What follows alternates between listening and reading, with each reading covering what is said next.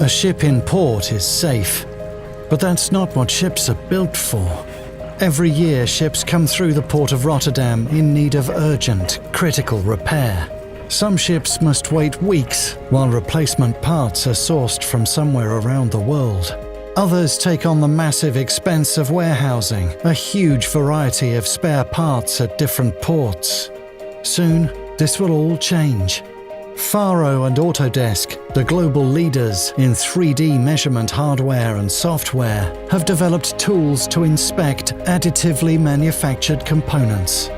These tools helped in the certification of the world's first class-approved additively manufactured ship's propeller, dubbed the WAAMpeller. Created by RAMLAB, Rotterdam's additive manufacturing laboratory, using a deposition process known as wire arc additive manufacturing, or WAAM. The WAAMpeller was printed in a nickel-aluminium bronze alloy.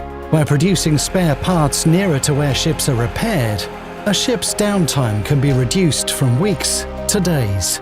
The FARO ScanArm inspected the WAAMpeller for imperfections to a precision level of 50 microns, an unparalleled degree of accuracy.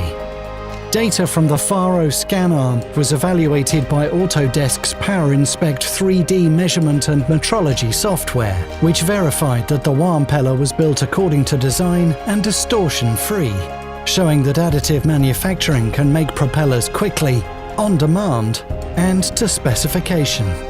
The WAAMpeller is just one of the parts that can be made on location.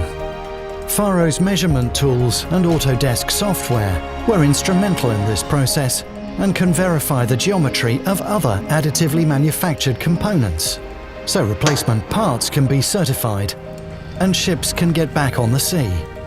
Because while a ship in port is safe, that's not what ships are built for.